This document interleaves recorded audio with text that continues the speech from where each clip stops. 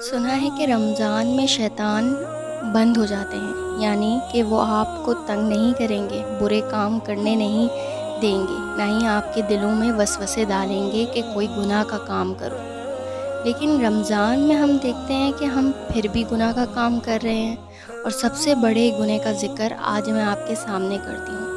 رمضان سے ایک مہینے پہلے ہی بل بورڈز کے ذریعے اور ایڈز کے ذریعے ہمیں یاد دلایا جاتا ہے، اور ہمیں بار بار ہمارے دماغ کے اندر ڈالا جاتا ہے کہ ہمیں نیکیاں کمانی ہیں، وہ بھی کس کے ذریعے؟ ٹرانسمیشنز دیکھ کر، اور ہمیں انعامات جیتنے ہیں، بٹورنے ہیں زیادہ سے زیادہ، یعنی کہ ان انعامات کے ذریعے آپ لوگوں کو امیر ہونا ہے۔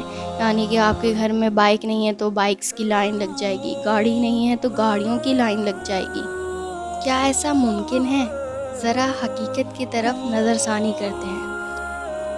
یہ لوگ کہتے ہیں کہ رمضان میں نیکیاں کمائیں، ہمیں دیکھ کر، ہمیں سن کر۔ اگر ہم دیکھیں تو ان کے ٹرانسمیشنز میں ہوتا کیا ہے؟ 2 بجے یہ لوگ اسٹارٹ ہو جاتے ہیں اور افطار کے وقت یہ لوگ ختم کرتے ہیں، اور افطار کے فوراً بعد ہمیں انعامات ملنے کا موقع ملتا ہے۔ یعنی ہمارا سارا ٹائم اس کو دیکھتے دیکھتے 11 یا 10 بجے تک ختم ہو جاتا ہے۔ اس کے بعد ہم رات کے 2 بجے پھر ان کو دیکھیں اور پھر افطاری کے بعد ختم کریں۔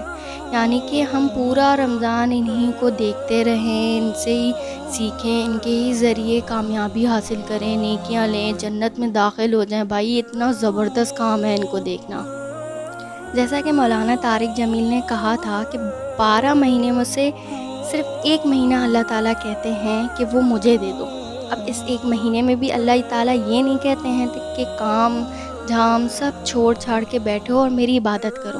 نہیں، اللہ تعالیٰ صرف یہ کہتے ہیں کہ چند گھنٹوں کے لیے بھوکے رہو اور اس میں میری عبادت کرو، اور جتنی عبادت تم سے ہو سکتی ہے اتنی کرو۔ اپنے اوپر اتنا زور نہ ڈال دو، اپنے قریب اور دنیا کو بھول جاؤ۔ ایسا اللہ تعالیٰ نے نہیں کہا۔ لیکن یہ کیا کہتے ہیں؟ اس طرف ذرا غور کریں۔ یہ کہتے ہیں کہ ہمیں دیکھتے رہیں، یعنی کہ سب سے پہلے ہماری نعت شروع ہوگی، یعنی کہ جو موصوف اینکر ہیں یا ہوسٹ ہیں جو وہ سب سے پہلے آئیں گے اور نعت پڑھیں گے، ان کو سنو، اس میں بہت ساری نیکیاں ہیں۔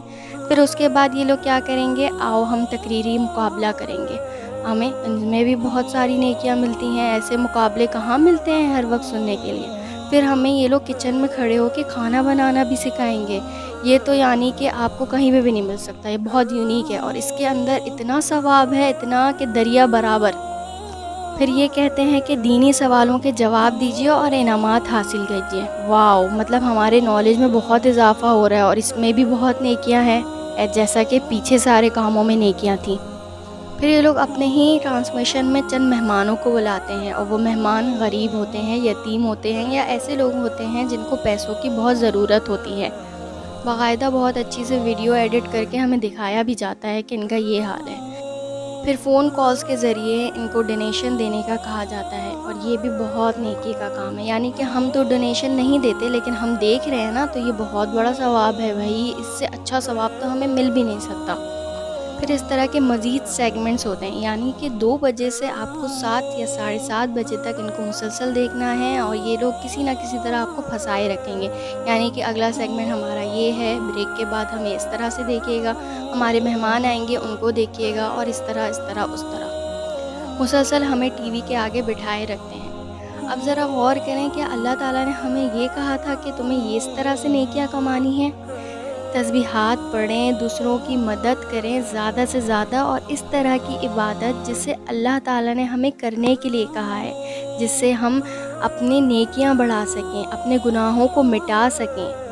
اب افطاری کے بعد شروع ہوتے ہیں ہمارے گیم شوز، یعنی کہ اگر آپ کے گھر میں ایک تنکا بھی نہیں ہے تو گیم شوز میں دوڑیں اور جا کے حصہ لیں، اور اپنے گھروں کو سامانوں سے لدالد کر دیں، اوٹ پٹانگ حرکتیں کریں، دوسروں کو گرائیں، دھکا دیں، مرد عورت کی پہچان کو بھول جائیں، بس تحفہ تحائف جیتنے کے لیے اپنے آپ کی جی جان لگا دیں۔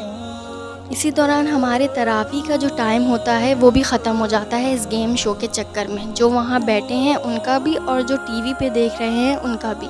اور پھر بعد میں یہ ہوسٹ کہتے ہیں کہ ہم نے گیم شوز کے بعد تراویح پڑھ لی تھی، جماعتوں کے ساتھ نماز ادا کر لی تھی، چلو آپ نے تو کر لیا، لیکن پیچھے جو یہ بیٹھے ہوئے ہیں ان کا کیا؟ ان کو کون پڑھائے گا؟ اور جو گھر میں بیٹھے ہوئے ہیں ان کا کیا؟ ان کو بھی کون پڑھائے گا؟ یعنی ان کی یہ عبادت گول ہو گئی۔ اب شیطان جو ہے وہ تو بند ہو جاتا ہے اس مہینے، لیکن ہمارے دماغوں کو اتنا ٹرین کر کے چلا جاتا ہے کہ لوگ شیطان کے جانے کے بعد بھی شیطانی حرکتوں سے باز نہیں آتے، وہ اپنا کام مسلسل کرتے ہی رہتے ہیں۔ اس لیے میری گزارش ہے سب سے کہ اس رمضان اور اگلے جتنے رمضان اللہ ہمیں نصیب کرے، اس میں اپنی عبادتوں کو اچھے سے اچھا اور بہتر سے بہترین بنانے کی کوشش کریں۔